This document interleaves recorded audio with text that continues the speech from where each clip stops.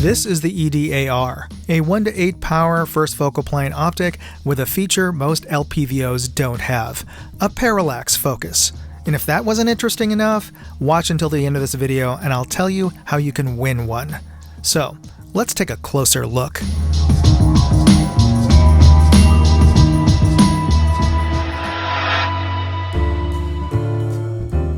Let's start by unboxing this thing, but don't worry, I'm not going to bore you with tedious unpacking footage.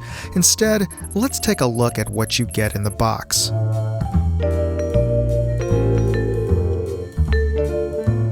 This is the new Discovery Optics EDAR 1 to 8 power LPVO. And let's just take a closer look at this. It has 6 levels of illumination, and your illumination turret sits atop a much thicker parallax focus. Oh, what? What? Yes, it has a parallax focus. You never find that in LPVOs. This is a 1 to 8 general purpose LPVO that has a parallax focus that goes down all the way to 5 yards. You never find that in any scope, really, that goes down to 5 yards. The fact that this is on an LPVO is a game changer. Now let's take a look at these turrets here. These are locking, pull to unlock, or pull up to unlock. Pretty loud, tactile positive, no slop. That's nice. And they are user resettable to 0. You just use a coin, and it does come with a little plastic tool, but you can just use a coin. And it is 0.1 mrad per click. This is a mil scope with a mil reticle. And let's check out the windage. Again, it locks, pull to unlock. Nice. No slop. So these are nice turrets. And also user resettable. And let's check out our magnification ring. Not super smooth, but not overly gritty. And a fair bit of resistance to, which, you know, it could be a great thing because you don't want to change your magnification to change. And this is a first focal plane LPVO, so that could also affect your reticle if it changes accidentally. It comes with a screw-in throw lever, and given the amount of resistance, amount of torque I'm putting with my fingers, I probably recommend that, but you know, again, whatever you prefer. Let's check out this diopter. Oh, pretty smooth. Actually, it's gotten, when I first got this out of the box and just did a quick check on it, this was super, super stiff, but I think the lubrication's loosened up a bit, so this is not bad. So let's take it out and give it a test. Next. Before we get started with the test, I'd just like to take a quick break here to talk about this episode's sponsor, Aura. For the cost of just a VPN, I'm getting a whole suite of security services, including $1 million in identity theft insurance, fraud alerts, spam blockers, and they're even removing me from those damn data broker listings. Use my link, aura.com/moondog, and you can try them free. And if you use that link, you're helping to support this channel. You know, identity fraud is a real thing, and with AI, it's all too easy to spoof your identity. That's why you should try out Aura. All right, let's get back to the tests. We're looking through the scope at 1 power to get our best overall view through the glass. And my first impressions are this is really sharp and clear. Now I'm looking for any distortions or fisheye, as all LPVOs have it to a greater or lesser degree, but this is pretty good.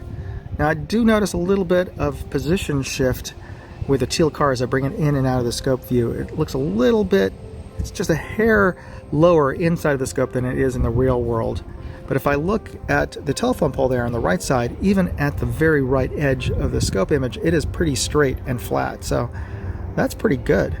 Now let me lock this off at a distant object, and let's take a look at the magnification here. Let me adjust the parallax to infinity, and we're going to bring up our magnification halfway to 4 power.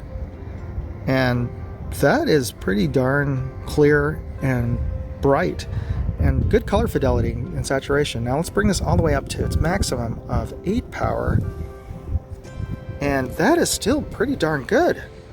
Now I can clearly make out the trail marker sign at the top of the hill there. That is about an 8-foot tall pole with a 3-foot steel sign atop it, which is a good proxy for an IPSC target at this distance of 1,400 yards.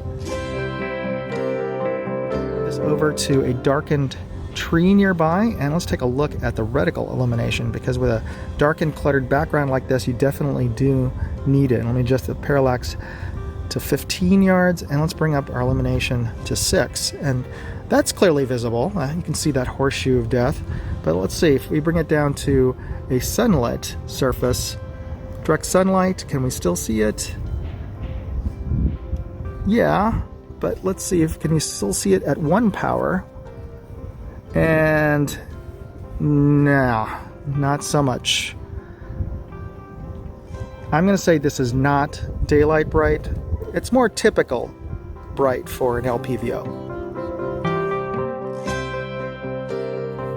We're looking through the EDAR at its lowest power of 1 at our reference target's downrange at 100 yards.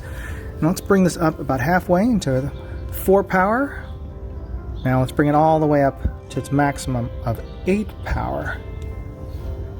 That is pretty darn clear. So let's check our range of adjustments at this point. Let's see how far it'll go in terms of its elevation. Okay, there's the top.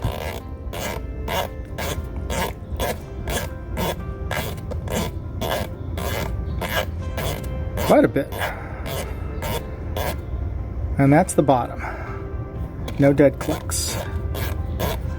Alright, let's bring this back. And let me just dial in 0 on the turret. Now let's check our windage. That's as far right as it'll go.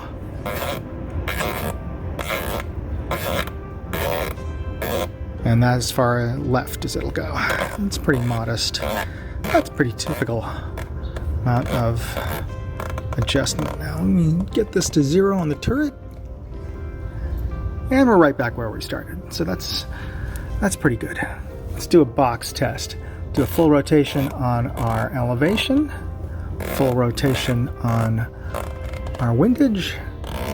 Back down on our elevation. Oops, sorry, went too far. There, 0. And now that, there, 0. Now let's take this down to 50 yards and take a look at those targets in greater detail. We are at 50 yards now, and we're looking at our same reference targets at 1 power. And let me bring this up to its maximum of 8 power, and we'll take a closer look at those reference targets. Really nice and sharp and bright. A little bit of purple fringe I'm seeing in the target frames on either edge of our scope view, but the center is really sharp. Good color rendition in the color reference chart on the top left, and fine detail. I can make out 2 .22 caliber holes on the below the reactive sticker target on the bottom left. And in our Air Force resolution chart on the bottom right, I can make out both horizontal and vertical lines down to element 3 and group -1. And with my naked eye, I dare say, down to element 4. So that's really sharp. I'd like to thank Discovery Optics for sending out the EDAR for me to test, and I am impressed, frankly surprised by how good this budget optic is. And by budget, they're telling me this is going to have a street price of about $220, which is crazy affordable for an LPVO with this build quality and feature sets.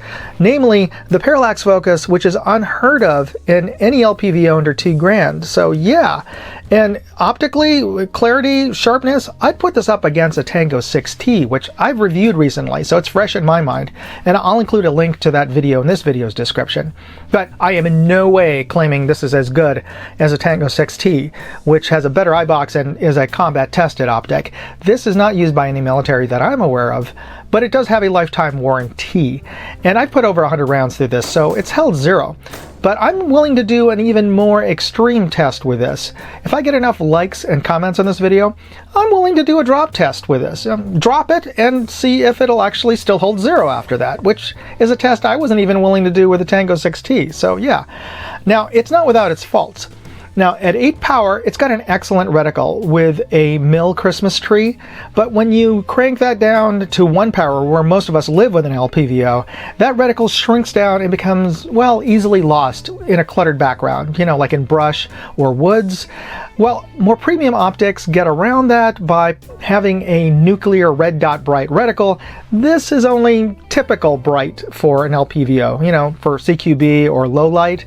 Now, Discovery Optics could get around that by simply making the T reticle on this a little bit thicker, which I would suggest they do. And if you're interested in picking up one of these, I'll include product links as well as any coupon codes and more information about this in my full write-up at moondogindustries.com. Use the affiliate links there to help support this channel. I get a small commission. And of course, you can always just help me out by hitting that like button and subscribing to this channel if you're not already a subscriber. It just takes a second, and it's absolutely free to hit that subscribe button and notification bell. And I'm also going to give you an opportunity to win one of these. Actually, Discovery Optics is. They're letting me pick a viewer to win one of these. To qualify, all you need to do is subscribe to my new travel channel, Moondog Go, or follow me on X at Moondog Reviews, and send me a screenshot to prove that you have. Complete rules and details are on my website at moondogindustries.com/contest. You can find an upload link there. The deadline to upload is September 30th, so good luck on that, and thanks for taking the time to watch this video. You be safe out there. Moondog, out. Hey, I'd like to know what you thought of this video. Leave me a comment or chat with me on Facebook, Twitter, TikTok, MeWe, Instagram, or Locals. And if you want to see all of my videos, go to moondogindustries.com.